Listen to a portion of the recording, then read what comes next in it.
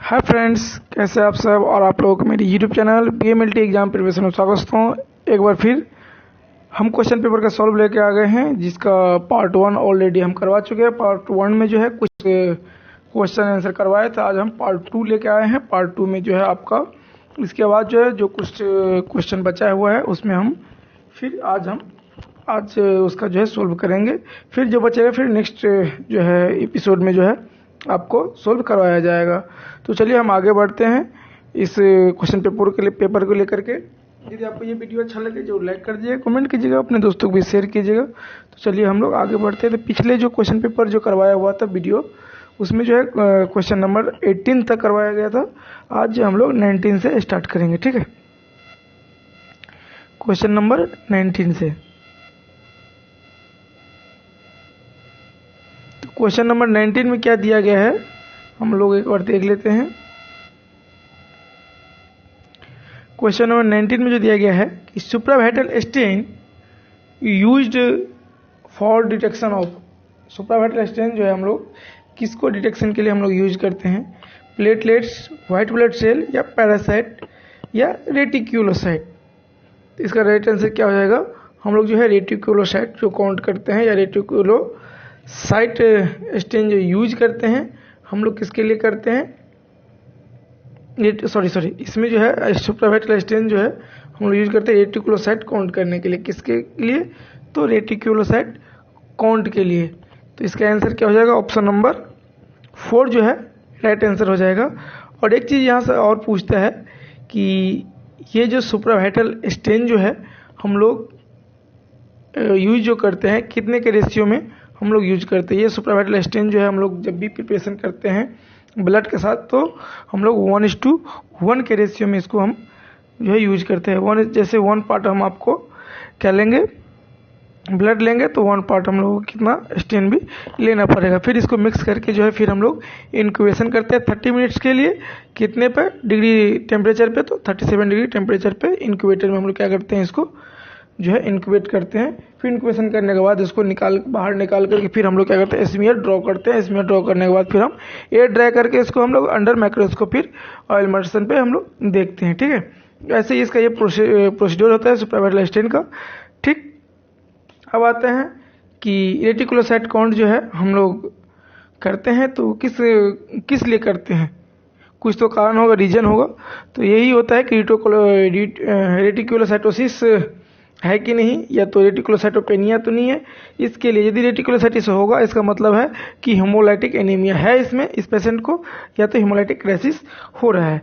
और यदि कम हम लोगों को मिलता है रेटिकुलोसाइट, इसका मतलब है एप्लास्टिक एनीमिया से पेशेंट जो सफ़र कर रहा है, या तो प्योर रेड सेल एप्लासिया से, या तो फैंकोनी एनीमिया से जो पेशेंट जो है सफ़र कर रहा है। और इसके बाद बात आती है कि सुप्रावेटल स्टेन जो हम लोग करते हैं तो रेटिकुलोसाइट काउंट का जो है नॉर्मल रेंज क्या होता है, तो ये याद रखिएगा। जो एडल्ट जो है, एडल्ट में 0.2 से लेकर 2.0 तक होता है। और बच्चे लोगों में जो है 0.5 से लेकर के 0.5 नहीं, उसका जो होता है बच्चे लोगों में जो होता है 2 से लेकर 1। इन्फेंट में जो होता है आपका रेटिकुलोसाइट का जो नॉर्मल रेंज होता है 2 to 6 होता है। क्या होता है? 2 to 6% होता है, ठीक है। इसके बाद बात आती है कि सुप्रावेटल स्टेन जो है रूटीनली टेस्ट है या कि नहीं। ये तो आपको लैब में बहुत ही कम देखने को मिलेगा। रूटीन चेकअप के रूप में हम लोग इसको नहीं करते, ठीक है। इसके बाद बात आती है कि WBC का, ठीक है। WBC आप जानते हैं कि इसका नॉर्मल रेंज होता है 4000 से लेकर के 11000 पर CUMM। इसके लिए जो डाइल्यूटिंग फ्लूइड यूज किया जाता है टर्क्स फ्लूइड होता है। इसका कंपोजिशन भी है, पहले मैं बता चुका हूँ, और फिर एक बार फिर होता है तो बता देता हूँ। ग्लेशियल एसिटिक एसिड होता है, जेंसन वॉयलेट होता है, और डिस्टिल वाटर होता है, ठीक है। इसके बाद होता है पैरासाइट। पैरासाइट जानते हैं किसको बोला जाता है। इसके बाद आता है रेटिकुलोसाइट के बारे में बता दिया। प्लेटलेट ये भी क्या है, यह एक ब्लड का पार्ट है, ठीक है। इसके बारे में भी आगे हम लोग क्वेश्चन में पेपर में यदि आएगा तो हम लोग डिटेल्स में इसको भी बात करेंगे, इस पर भी। अब बात आती है यहाँ पे 20 नंबर क्वेश्चन में क्या पूछा गया है।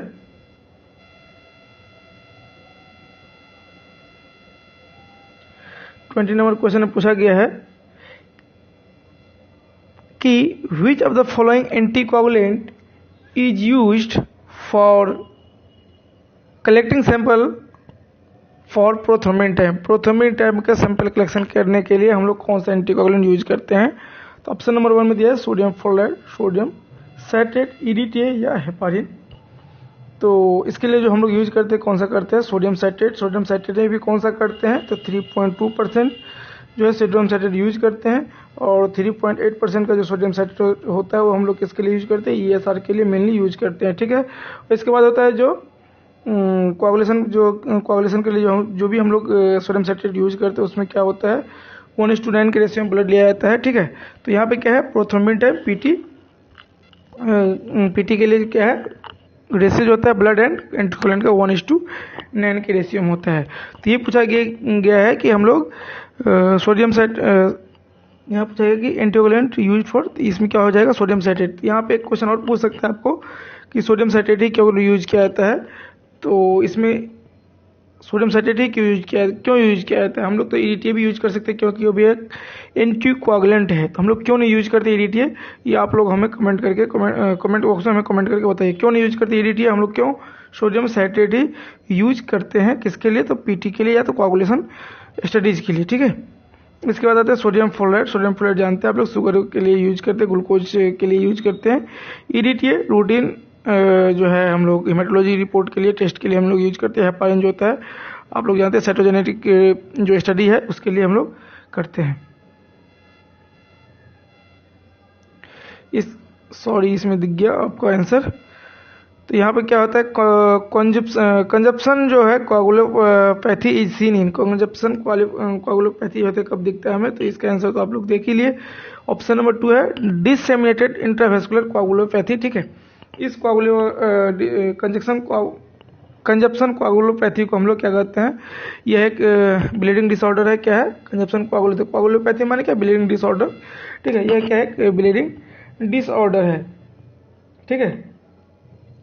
जिसमें क्या होता है? ये जो डिसऑर्डर होता है प्लेटलेट, इसमें क्या होता है? इस डिसऑर्डर में प्लेटलेट की कमी होने के कारण क्या होता है? ये ब्लीडिंग ज़्यादा होता है, ठीक है। और साथ ही साथ क्या होता है? कुछ प्रोकोआगुलेंट फैक्टर जो होता है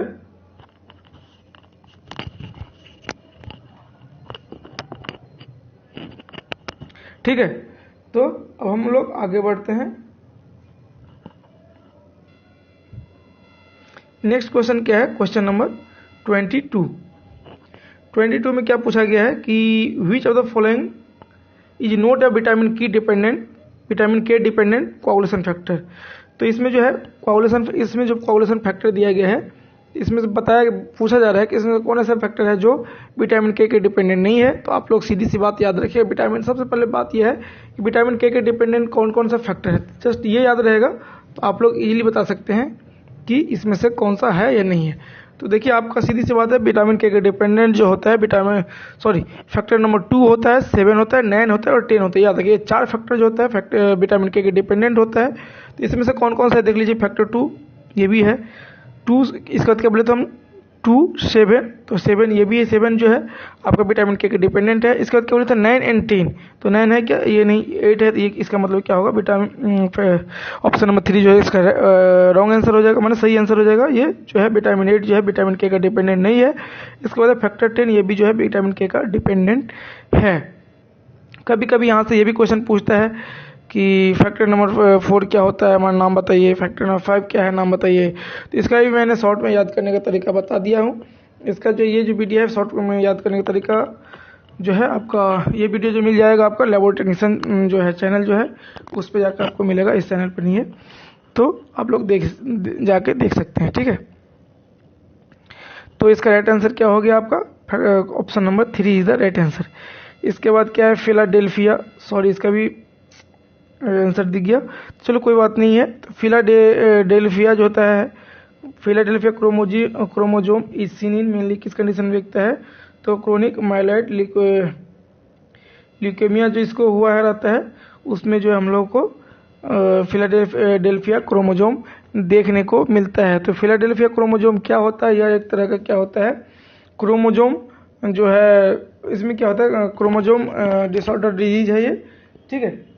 जिसमें क्या होता है आपका क्रोमोजोम 22 जो होता है ब्रेक डाउन हो जाता है या उसमें कुछ जो है प्रॉब्लम होने के कारण जो होता है क्रोमोसोम नंबर 22 में, जिसके कारण से क्या होता है यह मेनली दिखता है या तो ये घटना जो है घटता है किसके चलते, क्रोमोसोम नंबर 22 के कारण। इसको हम लोग क्या बोलते हैं, कभी कभी फिलाडेल्फिया जो है ट्रांसलोकेशन क्रोमोसोम भी बोलते हैं। उसमें क्या होता है क्रोमोसोम 9 एंड क्रोमोसोम 22 जो है ब्रेक डाउन हो करके क्या होता है उसका पोर्शन जो होता है चेंज हो जाता है, जिसके के कारण क्या होता है उसको हम लोग कभी कभी फिलाडेल्फिया ट्रांसलोकेशन भी बोलते हैं। ठीक है, तो ये याद रखिएगा।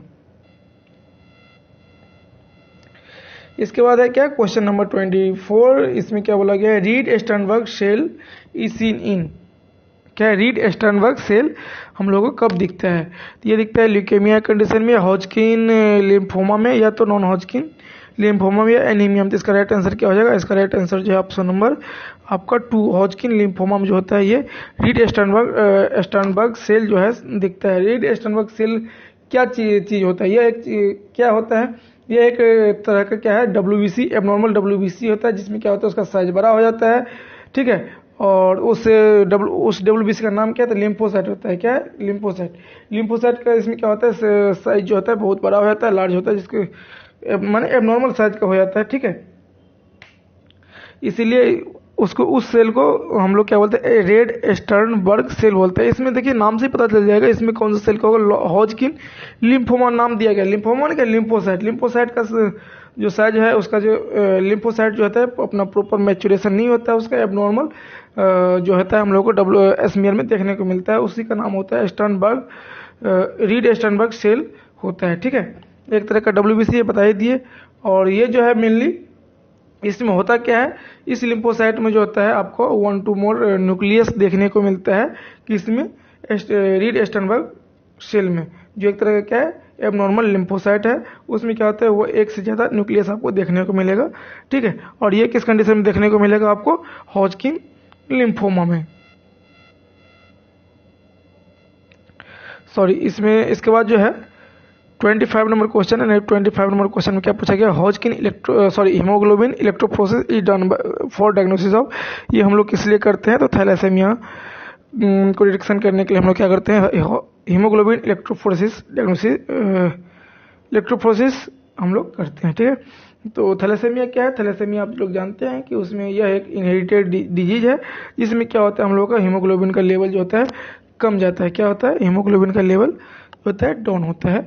और भी डिटेल जानकारी हम लोग बात करेंगे स्पेशल जब हम लोग थैलेसेमिया टॉपिक लेके आएंगे तब। ठीक है, क्योंकि थैलेसेमिया भी का भी टाइप होता है, मेजर होता है, माइनर होता है। ठीक है, तो इसका भी हम लोग डिटेल्स में बात करेंगे थैलेसेमिया के ऊपर जब हम लोग बात करेंगे तब। ठीक है, अब हम लोग आते हैं नेक्स्ट क्वेश्चन नंबर 26 है। क्वेश्चन नंबर 26 में क्या बताया गया है,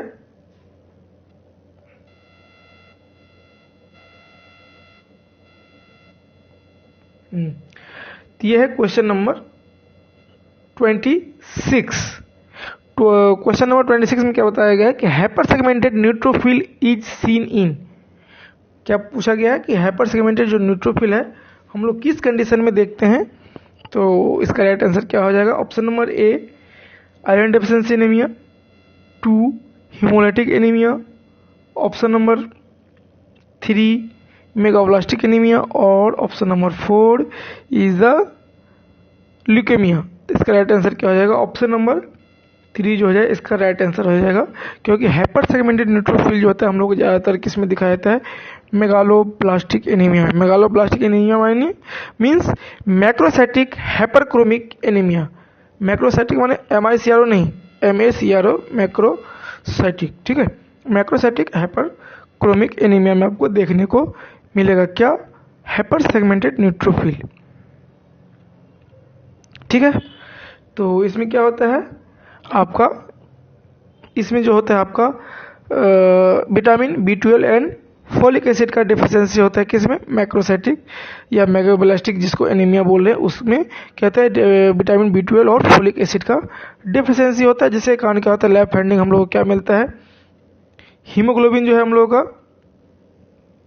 ज़्यादा नहीं थोड़ा बहुत कम मिलता है, और इसमें जो होता है पीसीबी जो होता है लो हो जाता है, ठीक है।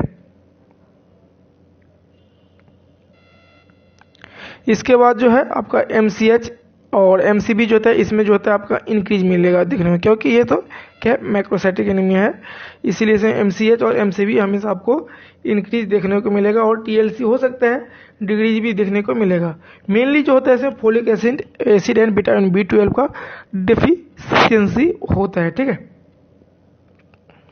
चलिए, और यदि बात किया जाए तो पीबीएफ दैट मीन्स आपका स्मीयर में हमको क्या देखने को मिलेगा, मैं स्मीयर को डायरेक्टली बता ही देगा, मैक्रोसाइटिक हाइपरक्रोमिक आरबीसी देखने को मिलेगा, हॉयल जॉली बॉडी देखने को मिल सकता है, कैबोट्रिंग मिल सकता है, बेसोफिल स्टिपलिंग मिल सकता है, इसमें जो होता है एनेसोसाइटोसिस मिल सकता है, और किलोसाइटोसिस भी देखने को मिल सकता है, ठीक है। कुछ आपको मेगाब्लास्ट सेल भी आपको देखने को मिल सकता है। तो इतना सारा जो होता है फेनोमेनन इसमें घटता है, जिसके कारण क्या होता है हाइपर सेगमेंटेड न्यूट्रोफिल जो होता है मेनली दो कारण से आप याद रखिएगा, folic acid and vitamin B12 की डिफिशियंसी कारण हो सकता है। नेक्स्ट क्या है 27 नंबर में क्या पूछा गया है, ल्यूकेमिया इज कैरेक्टराइज्ड बाय, इसमें कैसे इसका राइट आंसर हो जाएगा आपका increased proliferation of WBC that means white blood cell, ठीक है। नेक्स्ट क्वेश्चन क्या है हीमोफीलिया बी। तो अभी चलिए अभी मैंने इसमें बता दे रहा हूँ और भी थोड़ा डिटेल्स में कि हीमोफीलिया, इससे सिर्फ बी का पूछा गया तो मैं और भी डिटेल्स बता दूंगा कि हीमोफीलिया बी जो होता है मेनली किस कारण से होता है, यहाँ पे ये पूछा गया है। तो हीमोफीलिया जो बी होता है मेनली किस कारण से होता है, ऑप्शन नंबर आपको देखने का जरूरत ही नहीं, क्योंकि इसमें आंसर आपको शो कर गया है, ठीक है। तो क्या आंसर है factor that means deficiency of factor 9 के कारण क्या होता है हीमोफीलिया बी होता है, किसके डिफिशिएंसी होने के कारण, तो फैक्टर 9 का डिफिशिएंसी होने के कारण। इसके बाद होता है कि हीमोफीलिया जो होता है यहाँ पे बी है, सी बी होता है क्या हीमोफीलिया ए जो होता है किसके कारण होता है, आपको ये भी पूछ सकता है कभी कभी, क्योंकि पूछता है बहुत बार हीमोफीलिया ए किस कारण से होता है, ठीक है। तो किस फैक्टर की कमी के कारण क्या होता है हीमोफीलिया ए होता है और हीमोफीलिया सी होता है, ठीक है। तो इसका राइट आंसर क्या हो जाता है हीमोफीलिया ए का जो आपको देखने को मिलेगा,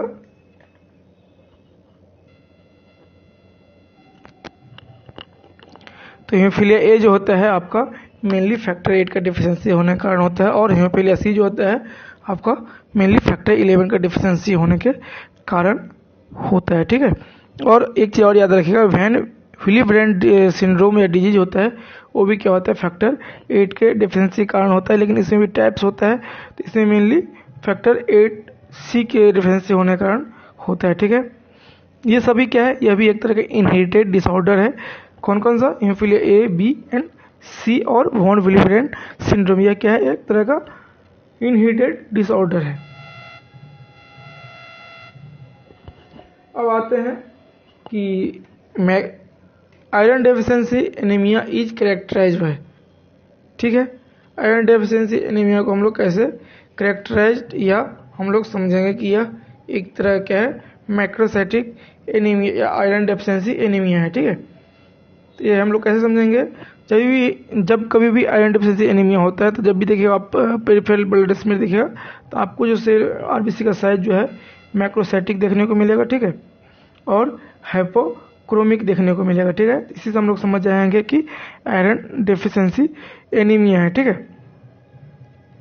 इसमें और क्या लैब फाइंडिंग मिलेगा आपको, और जो मिलेगा आपको एनेसोसाइटोसिस देखने को मिलेगा, और किलोसाइटोसिस भी आपको देखने को मिलेगा, ठीक है। जिसमें क्या होता है और भी यदि आप देखना चाहेंगे तो पीसीबी, एमसीबी, एमसीएच, एमसीएचसी सभी के सभी जो है आपको डिग्रीज देखने को मिलेगा, ठीक है। और साथ ही साथ जो है आपको इसमें बताई गया है कि आयरन की कमी देखने को मिलेगा।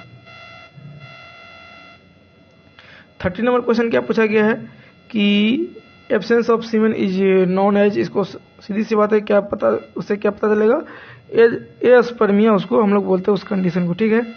अब बात आती है देखिए ऊपर में जो बोला गया ओलिगोजोस्पर्मिया, नेक्रोजोस्पर्मिया और एजोस्पर्मिया, इस सभी टॉपिक पर जो है डिटेल्स में आपका वीडियो बनाया गया, आप जा करके देख सकते हैं हमारे लेबोरेटरी टेक्नीशियन हेमचंद्र के चैनल पे जा करके। इसके बाद आया है यहाँ पे कि in meningitis CSF protein level is increase, तो इसमें सही बात है।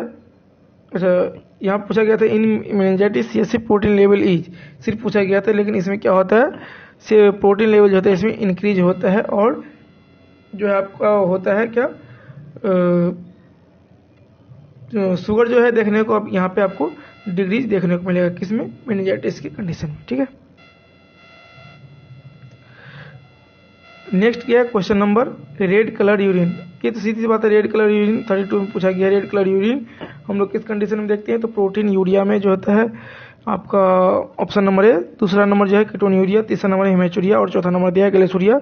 इसका राइट आंसर क्या हो जाएगा, ऑप्शन नंबर 3 हिमेचुरिया कंडीशन में क्या होता है, यूरिन का जो है कलर जो होता है रेड दिखता है, ठीक है।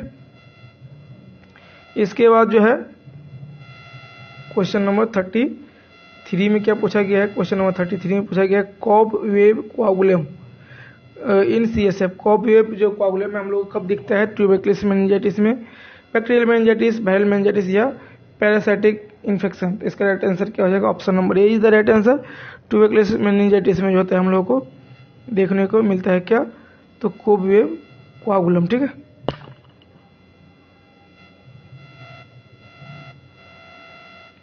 थर्टी फोर में क्या पूछा गया है कि which of the following test use for detection of urobilinogen in urine.